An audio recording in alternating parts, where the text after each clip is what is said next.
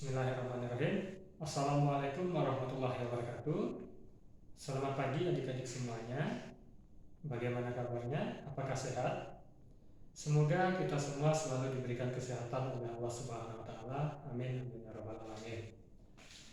Sebelum kita memulai pembelajaran pada pagi hari ini, alangkah lebih baiknya kita berdoa terlebih dahulu. Semoga pembelajaran kita pada pagi hari ini dilancarkan dan dinilai ibadah oleh Allah Subhanahu wa taala. Berdoa dimulai. Berdoa selesai. Nah, sebelum kita memulai pembelajaran pada pagi hari ini, saya ingin bertanya sedikit kepada adik-adik semuanya.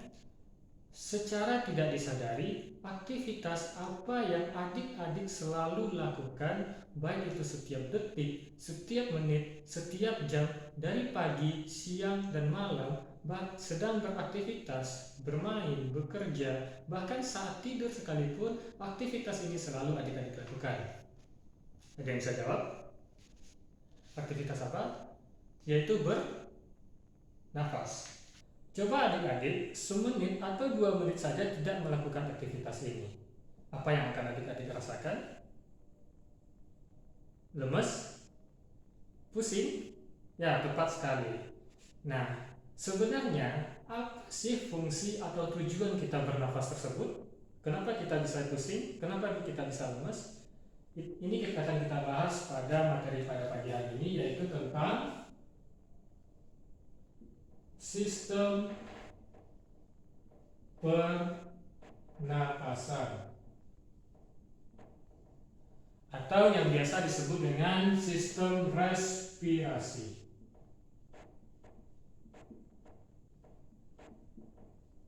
pada manusia. Nah, setelah pembelajaran atau materi ini, diharapkan adik-adik bisa mengetahui bahkan menjelaskan apa saja. Yang pertama, struktur organ yang menyusun sistem pernapasan tersebut.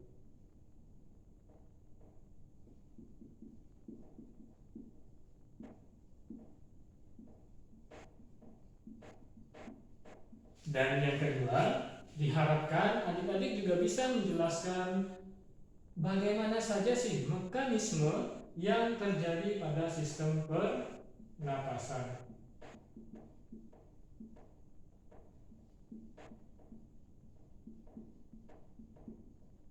Nah, dua ini yang akan kita coba bahas pada pagi hari ini. Baik, materi yang pertama yaitu adalah struktur organ sistem pernapasan. Apa saja sih yang termasuk ke organ-organ sistem penyusun sistem pernapasan? Yang pertama ada rongga hidung. Nah, rongga hidung selain berfungsi sebagai tempat pertama kalinya udara masuk dari luar ke dalam tubuh, itu juga berfungsi sebagai penyaring benda-benda asing yang akan masuk ke saluran pernapasan. Nah, di rongga hidung itu terdapat rambut-rambut halus atau bulu halus, kelenjar minyak maupun kelenjar keringat, serta konka yang berfungsi untuk menghangatkan udara sehingga bertujuan untuk menyeimbangkan atau menyamakan udara suhu luar dan suhu di dalam tubuh. Struktur organ penyusun selanjutnya yaitu adalah faring. Faring merupakan struktur organ penyusun selanjutnya setelah rongga hidung, di mana faring terdapat tepat di belakang mulut dan belakang rongga hidung yang berfungsi sebagai tempat lewatnya udara. Selanjutnya ada laring. Nah, setelah dari faring atau tekak, itu kita masuk ke laring atau yang biasa disebut dengan pangkal tenggorokan, di mana pada laring ini terdapat dua hal penting di dalam kehidupan kita. Yang pertama itu ada namanya epiglottis. Epiglottis ini merupakan suatu katup di mana sebagai persimpangan antara jalur pernapasan dan jalur pencernaan. Nah, yang kedua itu ada namanya glottis. Nah, disinilah sumber suara adik-adik semua itu berawal. Glotis atau yang biasa disebut dengan pita suara. Organ selanjutnya itu adalah trakea, di mana trakea yang biasa disebut dengan batang tenggorokan yang terbuat atau tersusun atas tulang-tulang rawan, di mana di trakea ini juga didapatkan bulu getar atau yang biasa disebut dengan silia yang berfungsi hampir tidak jauh sama dengan bulu-bulu halus yang berada di rongga hidung, yaitu untuk menyaring benda-benda asing yang masuk ke dalam sistem pernapasan. Selanjutnya trakea itu mengalami percabangan, di mana percabangan tersebut dinamakan bronkus. Bronkus terbagi dua, ada yang cabangnya ke kanan dan ada bercabangnya ke kiri, di mana bronkus ini juga mengalami percabangan yang disebut dengan bronkiolus. Nah, setelah bronkiolus, udara akan menuju ke bola-bola kecil yang jumlahnya jutaan dan sangat banyak yang diberi nama alveolus. Alveolus terdapat di dalam paru-paru, di mana di dalam alveolus itu terdapat yang namanya alveoli. Nah, di alveoli inilah tempat sebenarnya terjadinya pertukaran antara oksigen dengan karbon dioksida di dalam tubuh. Seperti halnya fungsi atau tujuan dari sistem respirasi, yaitu adalah proses bertukarnya oksigen dan karbon dioksida di dalam tubuh. Nah, itulah tempat terjadinya di alveoli. Baiklah, setelah mengetahui struktur organ apa saja penyusun sistem pernapasan tersebut, kita masuk ke materi selanjutnya mengenai bagaimana saja mekanisme pernapasan yang terjadi di manusia. Pada dasarnya, bernafas itu selalu melalui dua tahapan. Yang pertama ada namanya inspirasi, yaitu proses masuknya udara atau oksigen dari luar ke dalam tubuh. Sementara yang kedua ada namanya ekspirasi. Ini kebalikan dari inspirasi, di mana pada proses ekspirasi itu bagaimana kita mengeluarkan karbon dioksida ke lingkungan. Keluarnya udara. Nah, perlu kita ketahui bahwasanya mekanisme pernapasan itu terbagi dari dua. Yang pertama itu ada pernapasan dada,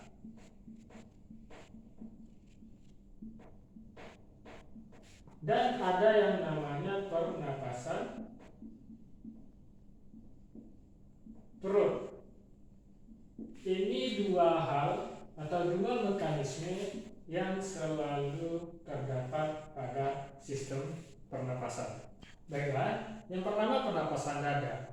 Yang disebut pernapasan dada adalah di mana mekanismenya itu melibatkan otot-otot tulang rusuk dalam sistem pernapasannya.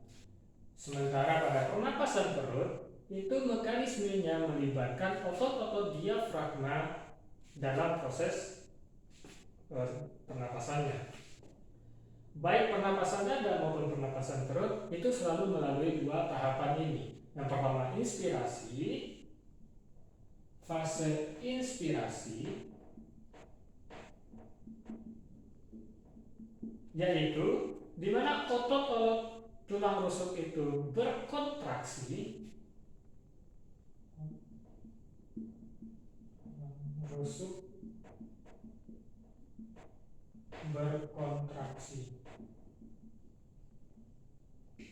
sehingga menyebabkan tulang rusuk itu terangkat, paru-paru mengembang, sedang di hal lainnya tekanan udara di dalam paru-paru itu menurun, dan udara masuk ke dalam paru-paru. Sementara fase ekspirasinya merupakan kebalikan dari fase inspirasi. Ekspirasi, di mana yang sebelumnya otot-otot tulang rusuk itu berkontraksi, pada fase ekspirasi otot-otot tulang rusuk itu melakukan relaksasi, di mana secara tidak langsung otot-otot tulang rusuk itu menurun, paru-paru mengempis, tekanan udara dalam paru-paru meningkat, dan udara keluar. Sementara pada pernapasan perut yang mekanismenya melibatkan otot-otot diafragma, di mana otot-otot diafragma itu awalnya itu berada dalam kondisi melengkung. Pada fase pertama, fase inspirasi, otot-otot diafragma itu akan berkontraksi yang menyebabkan diafragmanya itu menjadi datar, yang awalnya melengkung menjadi datar. Diafragma mendatar, tidak jauh berbeda dengan fase inspirasi dan ekspirasi pada pernapasan dada, di mana diafragma mendatar, paru-paru mengembang, tekanan udara di dalam paru-paru menurun, dan udara masuk. Sementara pada fase ekspirasi,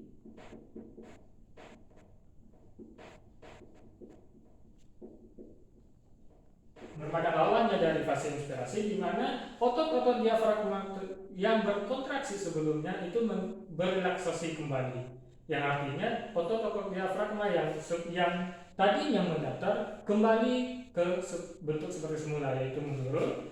Sementara paru-parunya mengempis, tekanan udara dalam paru-paru meningkat, dan udara keluar dari tubuh. Itulah perbedaan pernapasan dada dan pernapasan perut, di mana pernapasan dada itu mekanismenya melibatkan otot-otot tulang rusuk, sementara pernapasan perut itu melibatkan otot-otot diafragma. Baiklah, dari kesimpulan materi kita pada pagi hari ini dapat kita simpulkan bahwasanya sistem pernapasan itu merupakan proses bertukarnya oksigen dan karbon dioksida di dalam tubuh. Nah, yang berfungsi adalah dan tak lain dan tak bukan adalah untuk menghasilkan energi di dalam tubuh. Nah, struktur organ penyusun sistem pernapasan itu dimulai dari rongga hidung, faring, laring, terus ke trakea, masuk ke bronkus, bronchiolus, alveolus, dan terjadi pertukaran oksigen dan karbon dioksida itu di alveoli yang terdapat di dalam alveolus.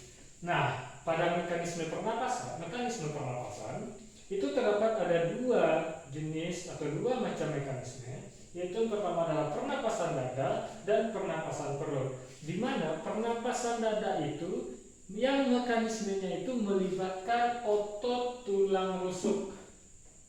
Diulangi, yang terlibat dalam fase pernapasan, mekanisme pernapasan dada itu adalah otot tulang rusuk.